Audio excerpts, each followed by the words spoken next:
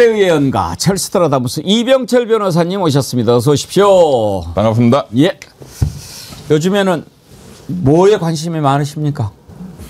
제 이병철 TV 사이다는 집중적으로 집값 절반으로 떨어뜨리기. 오. 그걸 안 하면 이재명 정권이 망할 거다. 대한민국이 망하고. 그게 제일 중요하다. 뭐 검찰개혁, 법원개혁 다 중요하지만 그것보다 100배, 1000배 더 중요한 게 강남 투기 집값을 최소한 절반으로 떨어뜨려야 된다. 그러기 위해서는 보유세를 때려야 된다. 그걸 계속 집중적으로 하는데 반응이 폭발적이에요. 정치적인 현안은 뭐 우리 뭐 검찰청 없애야 된다 이런 거는 그 댓글들 보면 맞습니다가 한 70%, 천천히 해야 된다가 한 30%거든요. 네. 아예 극우들은 안 들어와요. 제가 그냥 잘라버리니까. 그래서 한 7대3으로 나뉘던데 집값 두드리 잡아야 된다. 이거는 5%의 강남 투기꾼과 95%의 선량한 민주 주권자들의 계급투쟁이다. 이 자들이 95% 국민들의 재산을 착취하고 있다. 이게 대한민국 경제의 요소 비용을 증가시키고 그러니까 성장률이 0%대로 이렇게 여기서 안 올라가는 가장 근본적인 원인이다. 그러니까 이거는 나라의 운명을 걸어야 된다. 이제는 마지막 기회다. 예. 그런데 여기에 대해서 댓글 보면 100명 중에 아닙니다. 그러면은 집값이 떨어지면 더 문제입니다 하는 사람은 한 서너 명? 거의 정확하게 95대 5로 댓글이 나와요. 95%가 압도적 찬성이에요. 집값 절반으로 낮출 수 있다고 보십니까? 있죠. 그게 보유세라고 생각하십니까? 그 이제 보유세가 이제 제일 중요한 거죠. 아마 그 집값 절반으로 내려가야 된다라고 할 때 반대하는 사람은 정말 집을 갖고 있는 사람이거나 또 이런 것도 있을 거예요. 집을 안 가지고 있다 하더라도 보유세든지 종부세든지 이런 문제 내걸었다가 진보 정권들이 선거에서 막 고생을 하잖아요. 이걸 걱정하는 분들도 있을 거예요. 그것도 착각이에요. 선거라는 걸 전국을 봐야지. 강남구에서는 지겠죠. 강남 3구에서는 질 가능성이 높아지겠죠. 전국을 봐야죠, 항상. 예, 그러니까 뭐 내년 지방선거도 그리고 서울시를 보더라도 1000만 명 중에 그 혜택 보는 사람 250만이에요. 750만이 반대예요, 사실. 그런데 나머지 전국적으로 보면 250만 대 뭐 4,700만의 대결이죠. 예, 그러니까 정치적 계산, 선거로 계산하더라도 보유세 때리고 이거를 가라앉히는 이제 집값을 최소한 유지하려고 해왔어요. 이 버블이지만 그런데 그것도 다 무능해서 그렇습니다. 이거는 이렇게 낮춰야 됩니다. 일본이 10배 올라가지고 85년도에 이게 91년도에 이제 버블이 터져서 10분의 1로 떨어졌거든요. 그러면서 40년 장기 불황. 일본이 GDP, 1인당 GDP로 하면 옛날에 일본은 미국 다음에 2등이었어요, 경제가.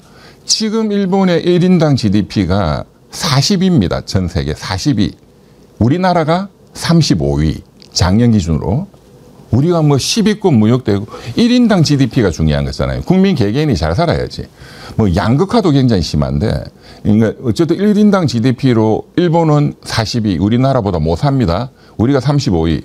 우리는 대만보다 못 삽니다. 대만이 더 올라갔어요. 한 30위권으로. 지금 이걸 놔둔다면 우리는 일본보다 더 노령화가 심각하고 저출산은 훨씬 심각해요. 일본은 1.2명이에요. 그 산모 1인당 가임. 우리는 0.7입니다. 이거는 뭐 노벨 경제학상 받은 학자들도 이거는 뭐 헬. 그렇기 때문에 우리가 만약 이 버블이 저는 이재명 정권 5년 내에 버블은 100% 터진다고 봅니다. 그러면 우리는 일본보다 더 심각한 경제 불황이 온다. 실물 경제. 그러니까 지금 자금이 전부 부동산으로 80% 모이고 나머지 20%가 주식으로 모이기 때문에 이제 뭐 주식 오르니까 뭐 괜찮나 전혀 그렇지 않아요. 이건 착시고 실물 경제에는 돈이 없어요. 기업의 투자 이런 데 돈이 이렇게 모여야 되는데 AI 뭐 양자 컴퓨터 뭐 이런 데 돈이 모이고 혁신 기업이 쏟아져 나오고 해야 그게 경제가 전망이 있고 그런 상황에서 집값도 오르고 해야지 이게 되는 건데 굉장히 위험하죠. 그러면 이병철 변호사님께서 지금 집값 절반으로 내려야 된다. 이게 가장 중요하다. 그러기 위해서는 보유세 도입해야 된다라고 하셨는데 일단 10월 15일 날 정부가 내놓은 부동산 대책은 어떻게 평가해요? 그건 잘했어요. 잘했어요? 네, 그건 일단 잘했습니다. 근데 그거 가지고는 부족하다. 안 된다는 거죠. 몇 달 지나면 또 똑같은 문제가 627 그 6억 대출 제한 이제 그거 해서 제가 그때 많은 방송에서 이거는 석 달, 넉 달만 효과가 있을 것이다. 정확하게 넉 달 지나서 지금 다시 또 막 폭등하잖아요. 9월 7일 날 이제 공급이 중요하다 해서 9월 7일 날 뭐 135채 뭐 공급하겠다. 그거는 하루도 안 갈 거다. 하루도 안 갔습니다. 네. 이번에 대책은 잘한 건데 부족하다 이거죠. 예, 보유세를 때려요. 왜냐하면 근본적인 게 이거는 다 과학적으로 증명돼 있습니다. 예, 모른 척 할 뿐이지. 예, 경제학자들이 세계적으로도 토마 피케티 대표적이고 우리 대한민국은 최고 전문가가 서울대학교 이준구 명예 교수님입니다. 그분이 최고의 전문가예요. 예, 의견은 다 똑같아요. 강남 이런 데 투기 자금이 글로 자꾸 모이는 거는 투기 수익이 있으니까 모이는 거잖아요.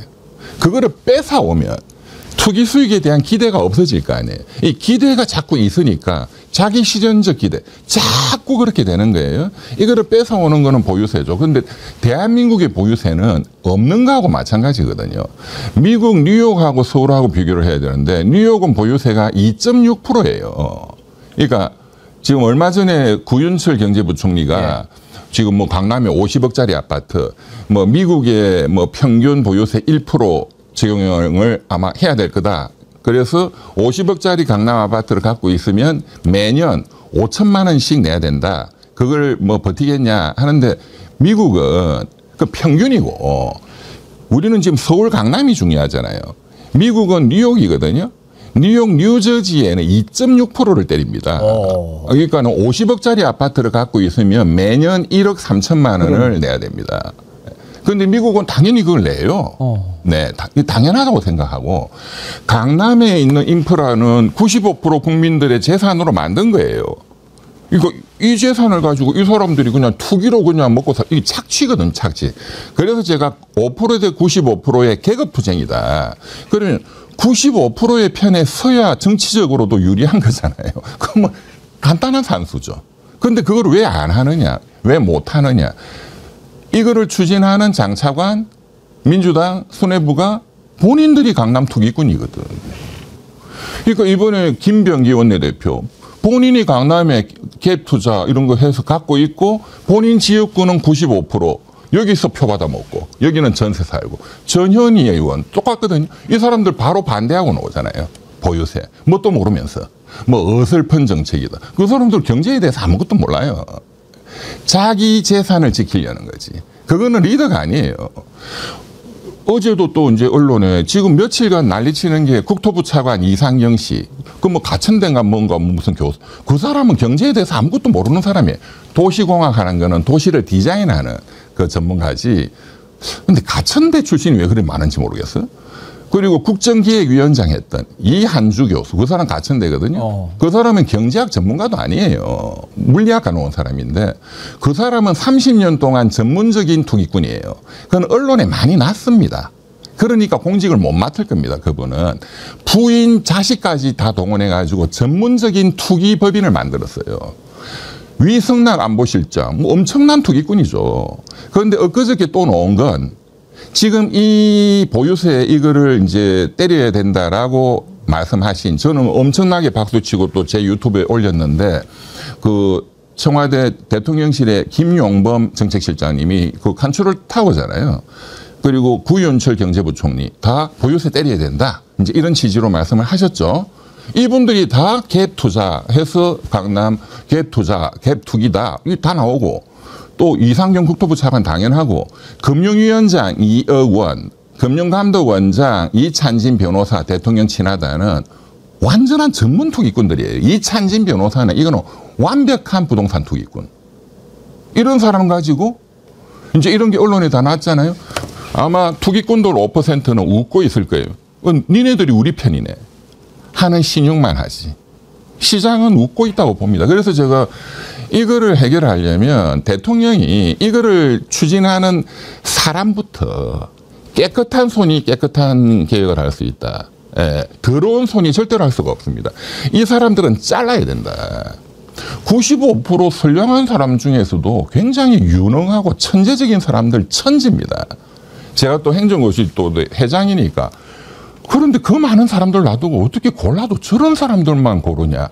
지금 이게 집값을 잡아야 되는 가장 중요한 정부 부서가 기재부, 금융위원회, 금융감독원, 국토부거든요. 어떻게 수뇌부가 다 이 꼴이냐 이거지. 말씀을 듣다 보니까 마음이 좀 무거워지는데요. 아니, 저는 뭐 이재명 정부 못하는 거는 신랄하게 비판합니다. 예. 그래야 이 정권이 올바로 갈 수 있죠. 그렇습니다. 예, 알겠습니다. 집값 요즘에 관심이 많으신데 비정상은 정상으로 바로 잡아야지. 아마 저녁에 요새는 뭐 선술집에도 손님도 없지만 쿠폰 효과라는 거는 전혀 없습니다. 예, 손님도 없지만 모이는 사람들의 젊은 사람이나 나이 든 사람이나 거의 90% 얘기는 정치가 아니고 집값이에요. 네. 다음으로 넘어가죠. 네. 이번에 국감에서 그 고법원장, 지법원장 이제 법원장을 불러가지고 이렇게 저렇게 이야기하는데, 이자들 얘기하는 거 보면, 그리고 이자들 말하는 논리대로 하면 이재명 대통령 재판하겠다는 얘기네. 맞습니다. 그렇게 들리죠? 맞습니다. 할까요? 그것은 제가 그 추석 연휴 전부터 제가 뭐 방송에 나왔어도 뭐 그런 말씀들을 계속 드려왔는데, 이제 검찰도 반격을 항상 노리고 있는 거고 1년의 유예기간이 있잖아요. 검찰청 폐지가. 예. 그리고 이제 법원의 대개혁 문제도 판사들이 엄청나게 지금 이제 분노하. 그리고 판사들의 80%가 보수고, 그리고 굉장히 극우화되어 있습니다. 그래서 이제 제가 추석 연휴 때 시리즈로 검찰과 법원의 반격을 해결하는 방법, 그 5가지. 이재명 대통령을 겨냥할 거다. 예. 이재명 대통령 형사재판 5개. 이거를 해결하는 방법 5가지. 경제 문제를 해결하는 방법 5가지. 트럼프가 몰락할 수밖에 없는 이유 10가지를 시리즈로 다 올렸어요. 어허. 거기에 다 있습니다. 예. 네. 그 제가 지금 김대웅 서울고등법원장, 이론적으로는 이재명 대통령 재판 재개가 가능하다라는 거잖아요.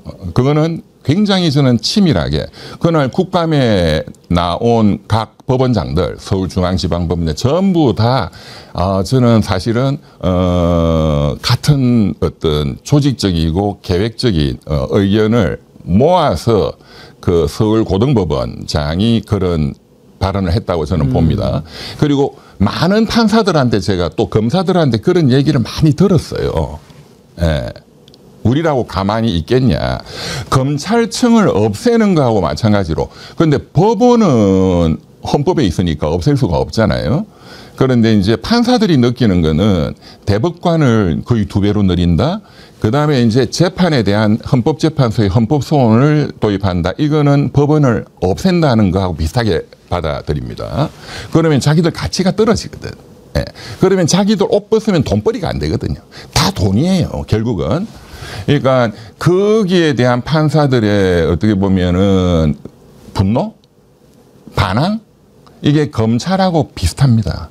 그러니까는 반격을 해야 된다. 이제 그 반격의 기회를 이번 국감으로 잡았다. 저는 그렇게 봅니다. 그러면 지금 그 우리도 총 있어. 지금 이런 건데 맞습니다. 실행에 옮길 가능성은 어떻게 됩니까? 이제 그게 지금 5개 재판부가 다 어쨌든 각자가 추정을 했잖아요. 추후 지정. 그런데 언제까지 연기한다? 5년간 임기 동안은 재판 안 한다. 이렇게 명시적으로 한 건 아니에요. 예, 두리뭉실하게. 그렇지만 그건 5년간 이제 국정의 안정성을 위해서 5년 이후에 재판을 하는 게 맞다는 취지죠. 우리 국민들이 해석할 때는, 민주시민이 해석할 때는. 그러나 이제 그걸 언제든지 뒤집을 수 있거든요. 재판 여는 거는 그 재판부 마음이에요. 그러면 언제냐? 추지정을 결정한 재판부가 나 그냥 할 거야 이렇게는 못합니다. 그까지는 못하는. 그것도 자기 모순 금지 원칙에도 반하고. 언제냐? 내년 2월달 이제 법관 정기 인사가 있잖아요. 그러면 지금 2년마다 보통 이렇게 교체하니까 이제 2년이 돼가지고 이제 옮기는 대상자들은 지금 10월달, 11월달부터 본인이 원하는 희망지를 의견을 받거든요. 지금 다 그걸 모으고 있을 거예요. 제가 판사들한테 여러 번 들은 게 그 5개 재판부에 가겠다는 판사들이 많다. 그래서 판사가 바뀌면 이제 거구적인 판사로 바뀌었다. 뭐 지기현이 비슷한 판사로 바뀌었다 하면 재판을 열겠다라는 사람들이 개별적으로 보면 많다 이거죠. 이제 그 인사를 또 결정하는 거는 조희대 대법원장이거든요. 그래서 저는 내년 2월 달 정기 인사가 있고 그러면 5개 재판부가 얼마나 바뀌느냐. 이제 그 다음에 3월 달, 4월 달에 그런 정치적 상황을 보고 이제 법원에 불만이 더 커진다든가 하면 누군가가 시작할 거다. 가장 먼저 시작할 가능성이 높은 거는 정치적으로는 이재명 대통령 및 이 정권의 타격을 제일 세게 줄 수 있는 건 서울고등법원. 지금 김대영 고등법원에 있는 선거법 사건이죠. 선거법은 100만 원 이상만 때리면 정권의 정통성의 문제를 만들 수 있잖아요. 대통령 자격이 없다 이렇게 또 만들 수 있으니까 저는 선거법 그 재판부가 가장 유력하다. 그 다음에 이제 이 형량으로 하면 1심에 있는 대북 송금 사건. 그건 이화영 그 양반이 7년 8개월이 확정이 돼 있기 때문에. 그 다음에 대장동 이런 거 이제 그다 1심이죠. 이제 저는 대북 송금 사건이 이제 한다면 가장 이재명 정권에 타격을 준다 이렇게 판단하고 있을 거라고 봅니다. 저는 그 장동혁이 어제 이야기했던 것을 심상치 않게 들었어요. 말도 안 되는 얘기를 했지 않습니까? 너네는 나중에 전직 대통령 면회 어떻게 하나 보자. 그렇습니다. 장동혁도 판사 출신이잖아요. 맞습니다. 그러니까 지금 대한민국의 판사들은 우리가 이 세상을 마음대로 할 수 있어. 이런 생각을 하고 있는 걸 보여주는 것 같아요. 그래서 우리가 지금 걱정하는 게 사법개혁을 이렇게 추진을 한다고 하는데 예를 들어서 내란 전담재판부, 내란 특별재판부를 만들지 않으면 이대로 갔을 때 조희대 지기현이 그대로 버티고 있을 때 윤석열이 무죄 나오지 말라는 법이 없잖아요. 맞습니다. 무죄 나올 가능성도 있습니까? 그것도 엊그저께 국감에서 전국의 각 법원장들한테 다 물었잖아요. 그 박지원 의원님이 윤석열은 내란이냐 아니냐 전부 다 답을 안 하잖아요. 그 답은 너무 쉬워요. 그런데 이제 명분이라는 거는 현재 형법상의 내란죄 그 재판이 진행되고 있으니 법원장 입장에서 재판에 어떤 개입하는 성격의 그 뭐 유죄입니다 이런 말을 하기는 어렵다. 이제 그런 명분이다라는 건데 아니 그러면 제 같으면 헌법재판소가 윤석열에 대한 파면을 확정지었고 그 이유가 중대한 헌법 위반이잖아요. 그 헌법재판소 결정문에 윤석열이가 내란을 일으켰다는 표현은 없습니다. 그거는 형법적인 문제니까. 그런데 중대한 헌법을 위반했고 헌법을 파괴했다는 거예요. 그거는 제가 계속 말씀드리지만 내란이라는 표현이 이게 좀 제가 보기에는 불충분하다. 이거는 국가 반역 사건이거든요. 그러니까 이제 그런 취지로 헌법재판소가 윤석열에 대해서 확정을 지었다. 그것은 변할 수 없다. 이제 이렇게 답변을 해야 상식에 맞잖아요. 그런데 답변을 안 하잖아요. 그거는 무죄를 때릴 수도 있어라는 은연중에 협박이죠. 그러니까요. 제가 그 박은정 검사가 어떤 검사장한테 질문하는 걸 들어봤는데 12월 3일 날 개헌 발표한 것에 대해서 어떻게 생각하느냐는데 답을 안 해요. 너 검사 몇 년 했어? 25년 했다는 거예요. 우리 국민들은 12월 3일 날 개헌 발표할 때 그때부터 이거 내란이다. 다 알았잖아요. 상식이죠. 상식이잖아요. 그렇죠. 그거를 말을 못해? 그러니까요. 그게 하나... 연결되는 게 예. 박성재 법무부 장관을 영장을 기각시켰잖아요. 예. 그 박정호 판사의 기각 사유가 아니 그때 이 법무부 장관이라는 자가 12월 3일 비상기염이라는 게 터지고 한 것이 위헌이고 위법하다는 인식이 정확히 있었는지가 다툼이 그렇죠. 전 국민들은 다 알았는데 네. 그러니까 위법하다는 인식이라는 게 형법 제몇 조 뭐 이런 뜻이 아니고 이거는 잘못된 거다.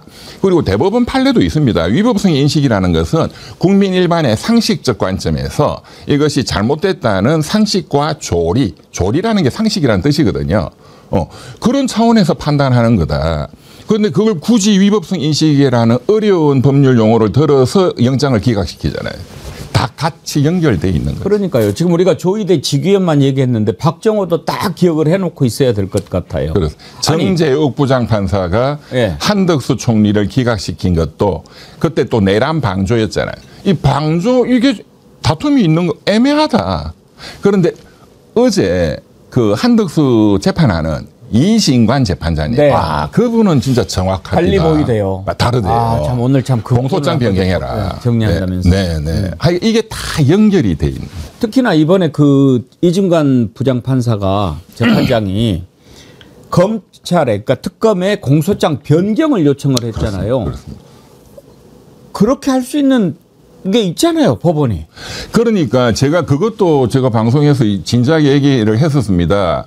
그 내란 방조로 그런 게 이게 멍청한 짓이에요.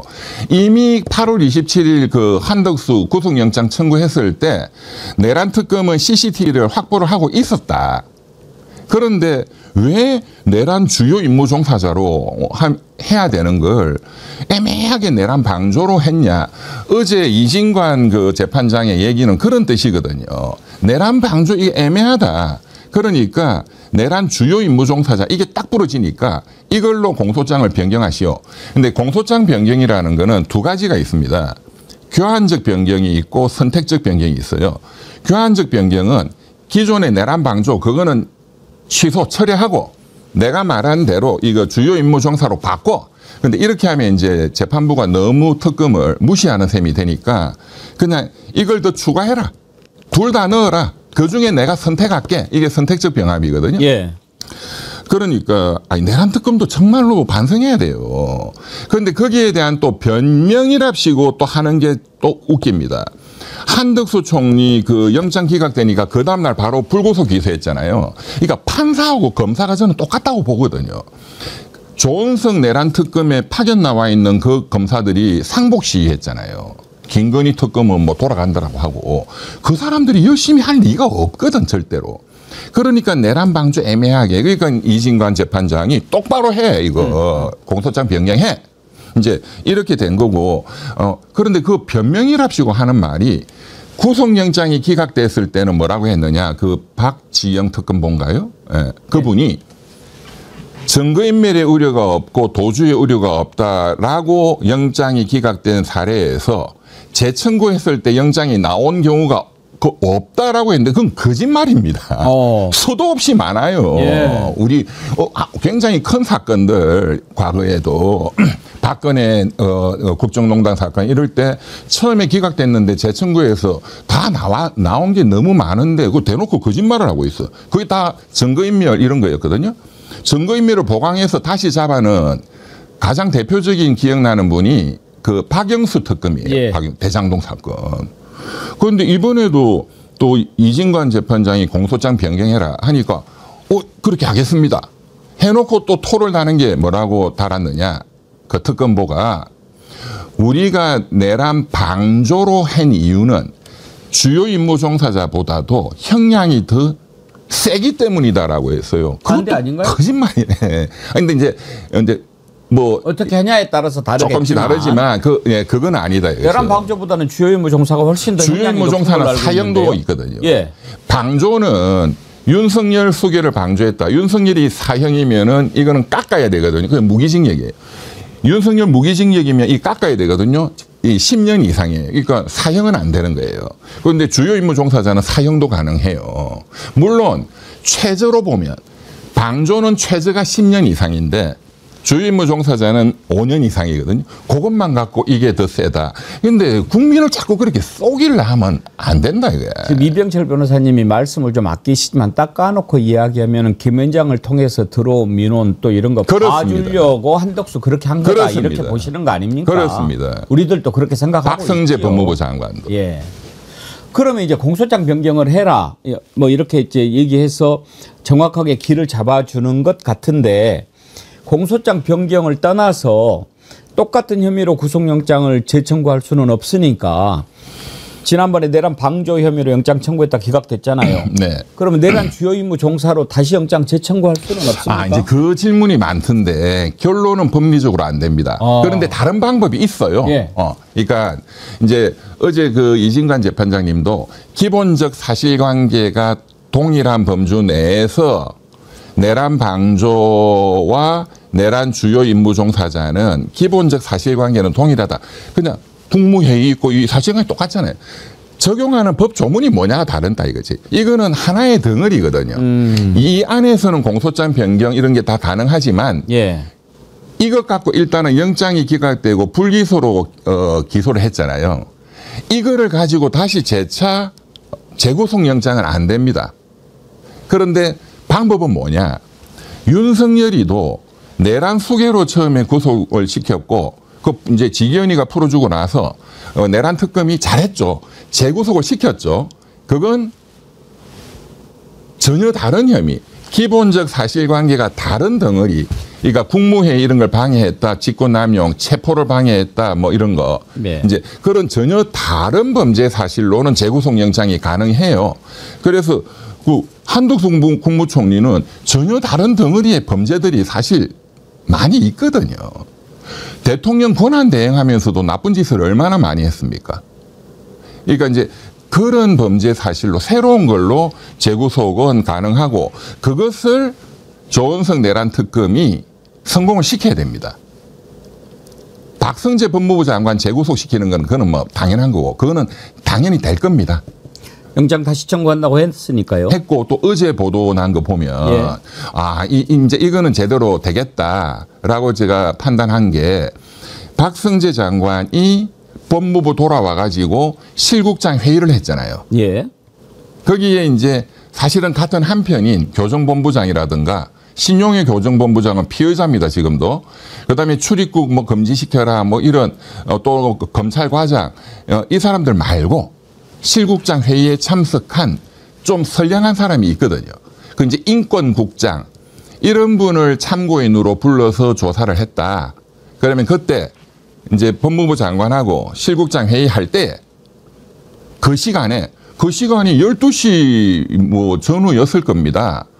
그때는 이미 시민들이 공수부대와 대치할 때예요. 그렇죠. 전 언론이 그것만 때렸어요. 모든 국민들이 휴대폰을 보고 있었어요. 그러면 실국장 회의할 때 그 회의실에 TV 모니터도 켜놨을 테고 모든 실국장들이 휴대폰을 보면서 회의를 했겠죠. 근데 어제 참고인으로 온 그 인권국장이 예. 위법성 인식을 당연히 알았다. 왜? 계엄 포고령을 다 봤다는 거예요. 계엄 포고령 그게 핵심이잖아요. 국회를 정지시켜라. 정당을 정지시켜라. 다 체포해라. 언론을 정지시켜라. 그거는 국회를 마비시켜가지고 계엄 해제 표결을 못하도록 이제 하는 거니까 그 계엄 포고령을 읽었다. 이게 놓으면 끝이거든요. 그런데 그 인권국장이 계엄 포고령을 확인했다. 그 계엄 포고령 내용이 위법하다는 것은 확실하다. 그 진술이 나왔다는 게 어제 보도가 나왔어요. 특검 얘기 나온 김에 하나 좀 궁금한 거 여쭤볼게요. 임성근 있지 않습니까?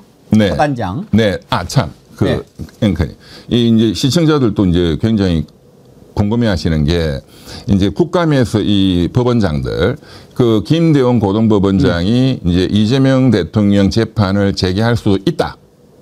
그런데 이거를 어떻게 막아야 되느냐. 예, 예. 재개하면 5개가 다 재개됩니다. 네. 예, 하나가 시작되면 막는 방법을 그리고 그것을 해야 되는 거 아니냐. 너무 간단해요. 형사소송법을 조문을 하나 넣으면 되는 거예요. 법을 개정하면 되는 거예요. 그 개정의 명분도 너무나 확실합니다. 예. 대통령 임기 동안 대통령이 법정에 불리하고 이러면 안 되잖아요. 그게 헌법 84조의 취지인데 그 해석에 다툼이 좀 있으니까 명확하게 하기 위해서 형사소송법에 명시적으로 대통령 재임 중에는 대통령에 대한 형사 재판은 중지된다라는 걸 넣으면 되는 거예요. 그거는 국민의힘이 정권을 잡아도 적용이 되는 거죠. 그렇죠. 그렇게 하면은 여론 조사하면은 뭐 최소한 6대4로 찬성할 겁니다.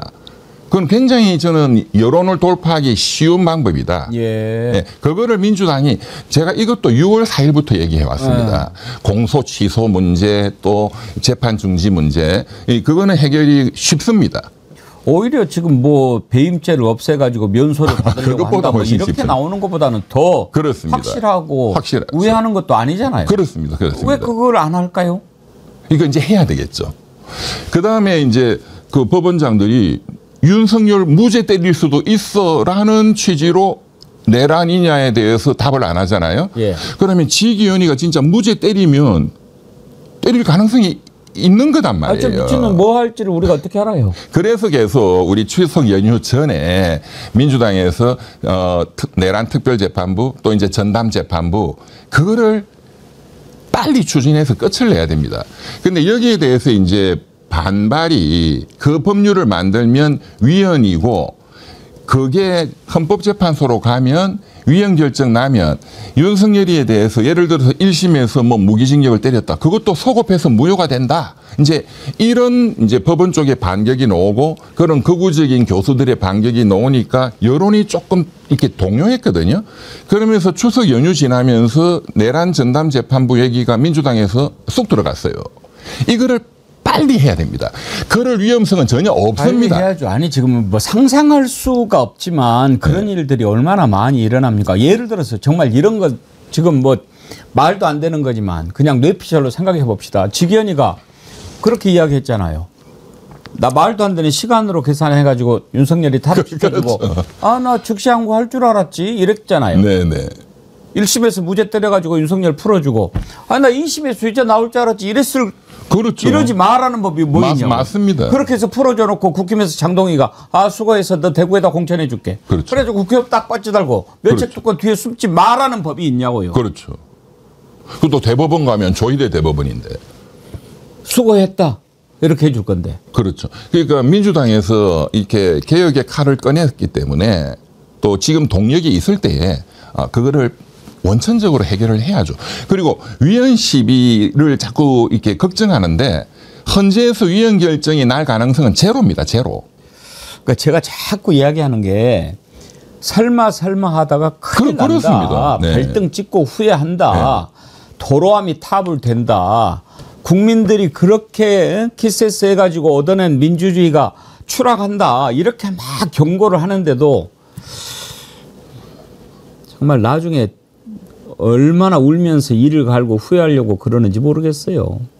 왜냐하면 상대방은 목숨을 걸고 덤비거든요. 맞습니다. 네. 예. 우리도 그렇게 해야죠. 우리가 다 지금 끝난 줄 알고 있어요. 네, 생각하고 있는데 그렇습니다. 정신 바짝 차려야죠. 그 아까 임성근, 그걸로 넘어갈까요? 네, 임성근이가 네. 이제 영장 청구가 됐잖아요. 근데 최근에 어떤 일이 두 가지 있었냐면 하나는 계속해서 이종호 모른다고 만난 적도 없다고 네. 그랬다가 박성홍 배우가 사진 딱 공개했지 않습니까? 근데 이제 그 사진에는 이종호랑은 있는데 임성근이는 없어요. 근데 나중에 임성근이가 밤 11시쯤 왔다는 거 아니에요? 포항에서 오느라고 시간이 걸렸겠죠. 네. 근데 임성근이는 그 이야기를 하면 근무지 이탈이 되니까 위수지역 이탈이 되니까 그 얘기를 못 하는 거지. 왜냐하면 포항에 있는 놈이 서울에 와서 강남에서 식사하려면 뭔가 이유를 대야 되는데 못 되니까 그렇죠. 슬금은 용거 아니겠어요? 네.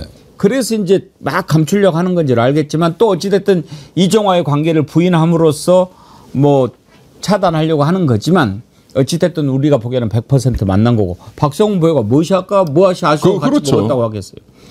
그 거짓말 한 거. 그다음에 두 번째 갑자기 어제 아침에 비밀번호가 비밀번호 20개나 되는 것을 드디어 찾아냈다. 하나님의 사랑을 느꼈다. 자, 이제 궁금한 거. 왜 이자 비밀번호를 이제야 실토하는 걸까요? 그러니까 본인도 판단해 보면 이게 상식적으로 이제 다 무더기 이제 몰아서 영장 청구를 했잖아요. 본인도 들어간다는 이제 그 생각을 하는 거죠. 그러니까 이제 사실 이 양반은 구속영장은 100%거든요. 나옵니까? 지금 말씀하신 게 다 증거인멸이잖아요. 예. 네. 증거인멸이 너무 뚜렷하게 드러났어요. 그러니까 이제 다 이제 영장 청구는 100%고 영장이 최대한 안 나오도록 본인이 노력하려고 본능적으로 하거든요. 그러니까 이거라도 빨리 풀어야지. 그러니까 재판장님 제가 이거 다 비밀번호도 풀었지 않습니까? 옛날에 한동훈이는 27개 지금도 말 안 하잖아요. 저 착하잖아요. 저 다 공개했는데 뭐 증거인멸 없습니다. 박성재 법무부 장관도 증거인멸 없다. 다 휴대폰 제공했다. 풀어줬잖아요. 저도 그렇게 해주세요. 그거죠. 그런데 그분은 좀 머리가 나쁜 것 같아요. 아니, 좀 이상하긴 해요. 매우 이상해요. 아주 좀, 이상해요. 머리보다는 조금 좀 정서적으로 조금. 네, 그럼 병원에 가봐야 돼요. 네, 공황 같은 느낌. 아니 지금 와서 증세가 심해진 측면도 있지만 원래 맨 처음에 특검 좀 이상해요. 발족됐을 때부터 특검 사무실 뜬금없이 찾아온 거 아니에요. 그래가지고 막 특검 만나겠다고 하고. 좀 조금 공황 정서적으로 좀 원래 좀 똘끼가 있는 것 같아요. 그리고 그런 분들은 또 빨리 신병을 안전한 데 확보를 해야 그러니까요. 네. 무슨 일 할지 모르고. 네. 저는 그 자를 볼 때마다 아이고 저 밑에 병사들 얼마나 고생했을까 싶어요. 그렇죠. 아이고. 한 가지만 더요. 이건 참 제가 조심스러워 가지고 여쭤볼까 말까 하는데 민중기 특검 있잖아요. 네.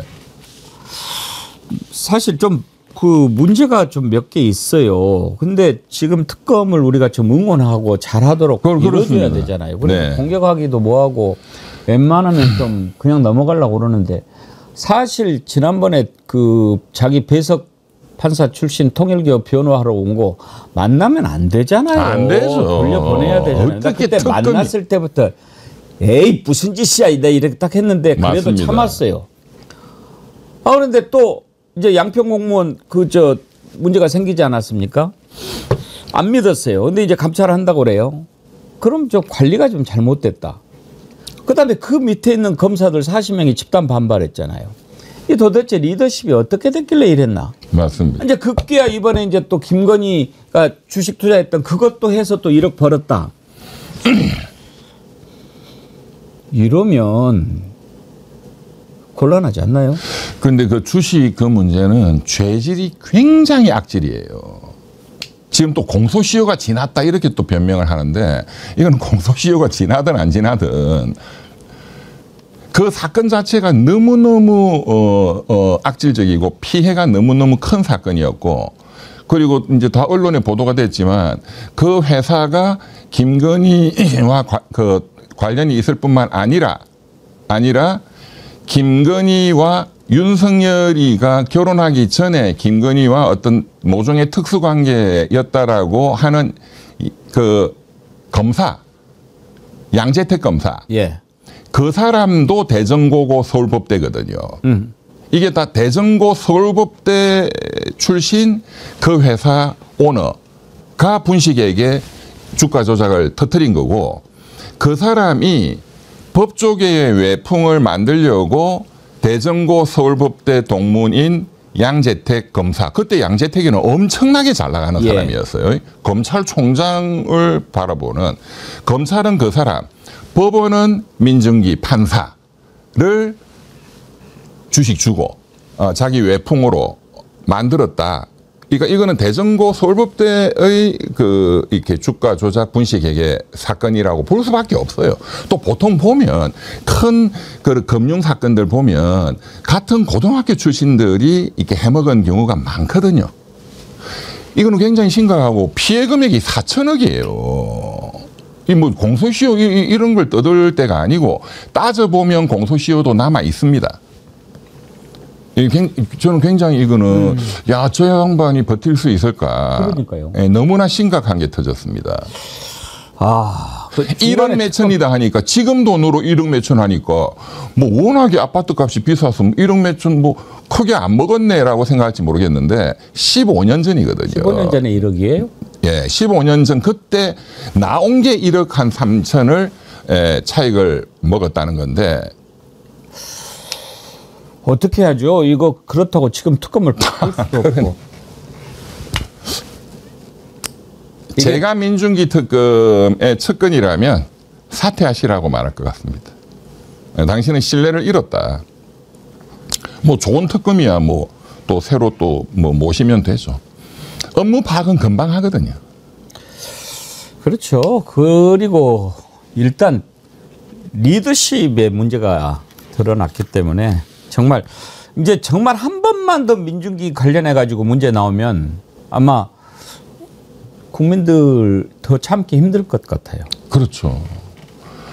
지금 국민의힘은 끝까지 또 이거 사법 처리하려고 덤빌 겁니다. 공소시효가 남았다. 뭐 여러 가지로. 막 그 먹잇감이 되잖아요. 민중기가 국힘당한테. 너무나 그림이 나오잖아요. 예. 김건희, 뭐 양재택. 예. 오늘 여기까지 하지요.